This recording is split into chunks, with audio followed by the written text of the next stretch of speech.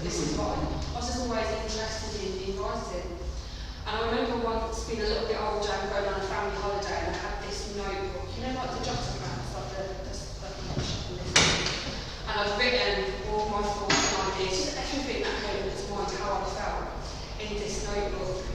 And I remember not being home, and my mum got her hands on it and read the first page and was really cross with me about what I'd written in there.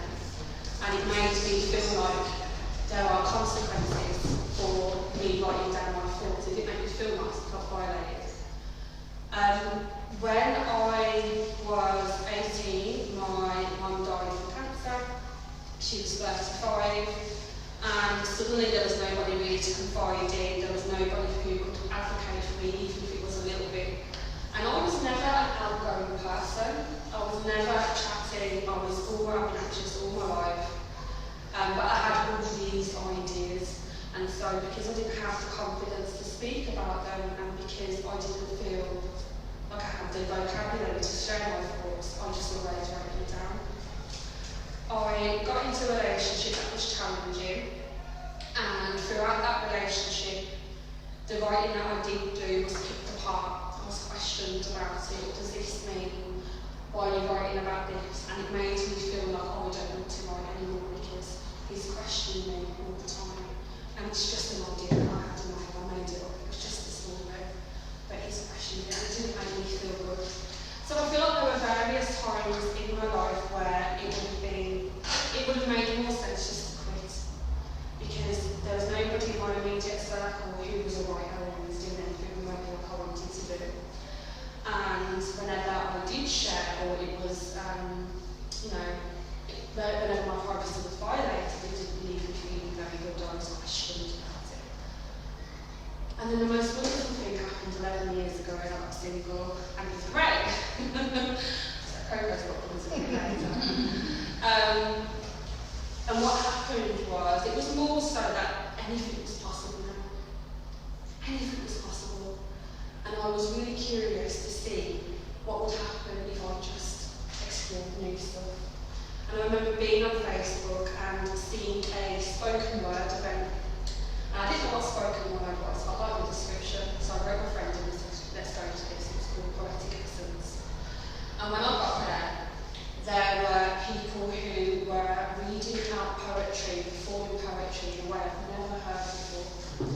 There was a mixture of people, genders, races, everything in the room, and it felt like I belonged somewhere. I went home that evening feeling drunk, and I'm not drunk anything, but I was like drunk on the poetry. And I was so inspired by seeing people being really brave, getting on stage and sharing their stories, sharing their words. Because if you think about it, internet wasn't massively big then. The only vibes I knew were on the internet.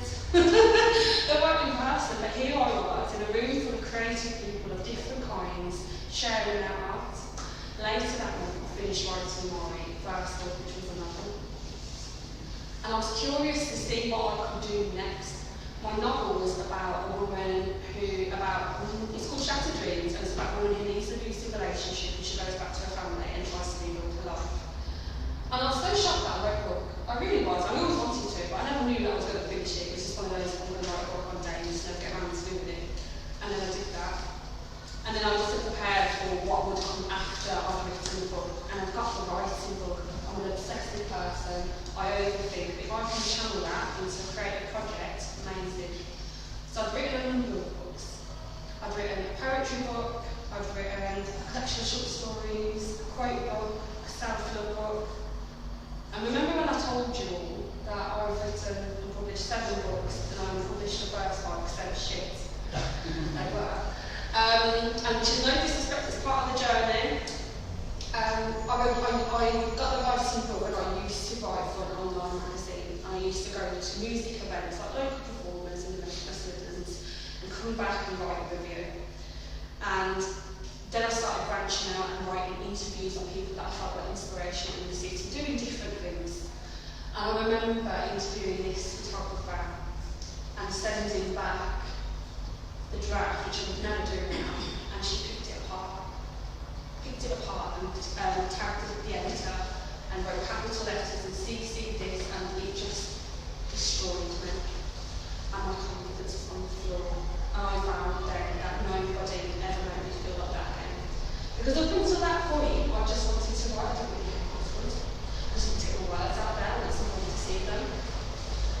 any normal person does, and I went on the internet and I looked for a course. And I found a creative and professional writing degree at the University of Wolverhampton. 9 months. I thought, let me give this a go. And what's really interesting about that is that I've done an access to higher education course. My children were little, they would have been like 2 and 5. And my plan was to be a social worker, but then I decided that doesn't feel right to me. I'm still going to be at home writing. So I'll just wait and just see if something makes sense. And then it was the writing degree that did make sense. I did that for 3 years and passed amazingly, and it was then that I realised my previous writing was shit. Not because the content wasn't good, but there was a point where I just really wanted to get my words out, and I just wanted to tell my story, and I just wanted to get all these ideas out and have people experience them. And what changed was that now I was more interested in the quality of those words. Which is why I unpublished them, simply because I felt if somebody was coming across my work for the first time, I wanted to get the very best of whatever that was.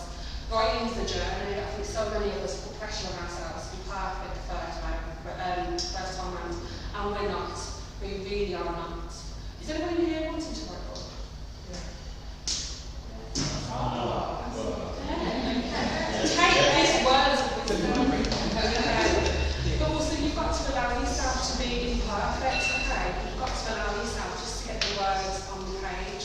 What I did with my first few books is something that I wasn't doing now. I pretty much pre-published the first draft with the liking that I did myself. You know, because I just wanted it out. Whereas now I get somebody else to read and edit it. And then there's a process that we learn with time, right? I know everything 10 years ago. Didn't do anything at all.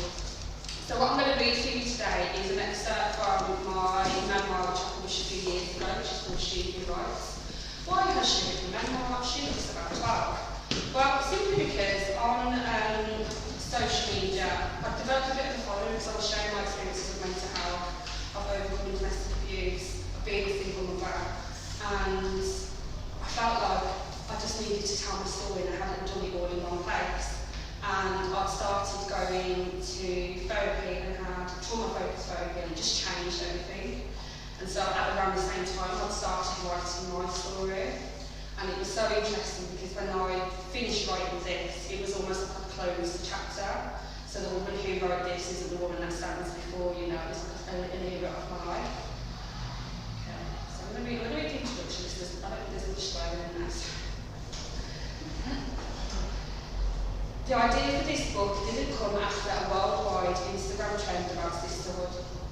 It isn't the result of attending a women-only event or watching films with strong female leads, or even because I feel inspired by women everywhere, although I do.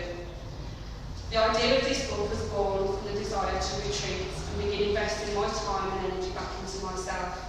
The very concept of this book was born from just wanting to be left alone, unprodded and unbothered, so that I could spend time falling in love with writing again and finally get to know the woman I had become. It was born from the desire to feel grounded, centred, complete, at peace, in alignment, on the right path, and living my best life, but all for myself. As I tap away at my laptop keyboard and watch the words fill the screen, I can feel whispers of self-doubt creating a crowd of chatter in my mind. I've never written anything so intimate or so honest. There are parts of my story that I've kept in the dark for years because the shame attached to it was too big a burden to bring it out into the light.